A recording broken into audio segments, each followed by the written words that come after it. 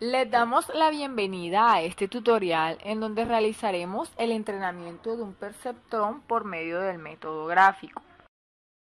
Básicamente realizaremos una breve explicación sobre cómo se lleva a cabo este método aplicándolo a dos ejercicios utilizando las compuertas AND y XOR. Finalmente realizaremos un espacio de conclusiones. Para iniciar, simularemos en el perceptrón el comportamiento de una compuerta AND. Sabemos que la única forma de obtener un alto o un 1 es que las dos entradas estén en alto. Esto lo podemos observar en la tabla de verdad. Luego de esto, al ya tener la tabla de verdad, la vamos a graficar en un plano cartesiano donde finalmente vamos a obtener una región de decisión en el plano, así es llamada esta gráfica, donde vamos a ubicar los ceros y los unos de salida de acuerdo a las entradas de la compuerta AND. Para recordar, sabemos que en la gráfica lo principal es separar los unos de los ceros, teniendo en cuenta cada línea recta que salga de separación quiere decir el número de capas que va a tener nuestra red neuronal. En nuestro caso solo tenemos una línea recta, por lo tanto no hay capas ocultas. Aquí podemos observar la ecuación que representa la salida del perceptrón, la cual es una ecuación equivalente a la ecuación de la línea recta.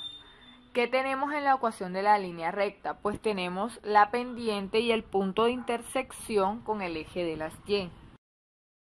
En la ecuación que representa la salida del perceptrón tenemos un término que es el umbral sobre W2, que es equivalente en la ecuación de la línea recta al punto de intersección con el eje de la Y. Este representa la recta que divide al plano en dos regiones, aquellas para las que la neurona proporciona una salida de 0 o 1 respectivamente. Como lo dije anteriormente, en la ecuación de la línea recta tenemos la pendiente y el punto de intersección con el eje de las Y. Lo que necesitamos en la ecuación de salida del perceptrón son los parámetros W1, W2, que son los pesos sinápticos, y θ, que viene siendo el umbral. Pero ¿cómo obtenemos tres variables con dos parámetros conocidos? Para esto asumimos que el valor del peso de W2 es 1 con la restricción de signo, teniendo en cuenta que el vector de peso debe apuntar hacia la región donde la respuesta será 1. Para el caso de la AND, sabemos que la respuesta será 1 si la entrada x1 y la entrada x2 son igual a 1. Por lo tanto, W2 debe ser positivo. Al ya tener el valor de W2 asumido, observamos en la gráfica que el punto de intersección de la recta con el eje de las Y se encuentra en 1.5, por lo tanto el valor de umbral sobre W2, que es 1, será 1.5. Finalmente reemplazamos los valores para obtener W1. Al reemplazar los valores de M, que es igual a menos 1, y W2, que es igual a 1, obtenemos que el valor del peso sináptico de W1 es igual a 1. Es así como finalmente obtenemos los valores que necesitamos de la ecuación de respuesta del perceptrón. Los pesos sinápticos W1, que será igual a 1, el peso sináptico W2, que será igual a 1, y el valor del umbral, que será igual a 1.5. Para corroborar que las respuestas de la A nos están dando conforme a lo que tiene que dar en la tabla de verdad, tomamos los valores obtenidos de los pesos sinápticos y el umbral y los colocamos en el cálculo de la salida actual. Así realizamos las operaciones matemáticas y podemos observar que están dando igual a los valores de la tabla de verdad. Vamos a solucionar el problema de la compuerta XOR. Anteriormente esta compañera habló de la compuerta AND. Bueno, primero que todo podemos mirar que para separar los ceros de los 1 tenemos dos líneas que cruzan los ejes, por lo tanto tenemos una capa oculta y vamos a tener dos capas en la red neuronal.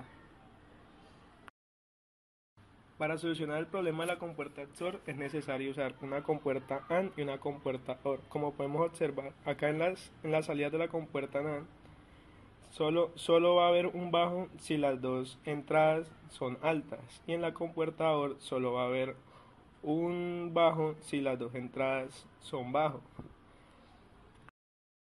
Se hace con el fin de multiplicar las salidas de la compuerta NAND con la compuerta OR para obtener las salidas de la compuerta XOR.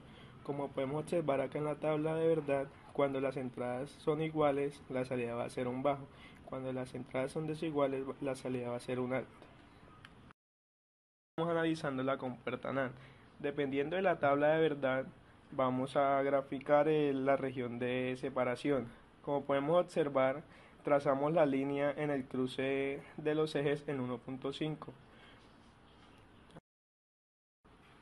Como anteriormente nuestra compañera lo había dicho, la ecuación de la línea de la recta tiene una semejanza con la ecuación de respuesta del perceptrón.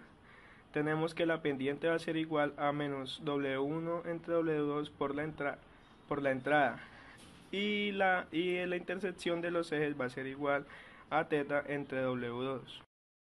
Para empezar a hallar los valores de los pesos sinápticos y el umbral es necesario asumir un valor.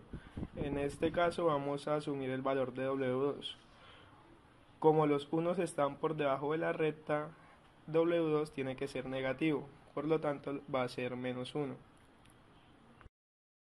Como ya tenemos el valor de W2, vamos a empezar a hallar los valores de W1 y el umbral. Para la compuerta NAND, el W1 va a ser igual a menos 1, el W2 va a ser igual a menos 1 y el umbral va a ser igual a menos 1,5. Ahora analizaremos la compuerta OR. Como anteriormente lo hemos mencionado, primero haremos la región de separación. Esto depende de la tabla de verdad. Como podemos observar, por encima de la línea de separación están los unos. Por lo tanto, nuestro W2 va a ser positivo. Reemplazando los valores en la ecuación de la recta, obtenemos los valores de W1, W2 y el peso de umbral. Para una compuerta OR, tenemos que W1 va a ser igual a 1, W2 va a ser igual a 1 y el peso de umbral va a ser igual a 0.5. En la siguiente diapositiva observamos la red neuronal completa. En la parte inferior izquierda podemos ver la compuerta NAND, en la parte inferior derecha observamos la compuerta OR y en la parte superior observamos la compuerta AND. Ahora por medio de MATLAB vamos a comprobar lo que hemos calculado. Tenemos que en la tabla de verdad de la compuerta XOR, si dos entradas son iguales, la salida va a ser un bajo. Acá ponemos x1 igual a 1, x2 igual a 1. Tenemos que la salida es bajo. Si ponemos valores diferentes en la entrada, va a ser un alto. En x1 vamos a poner 1, en x2 vamos a poner 0. Acá podemos observar el alto.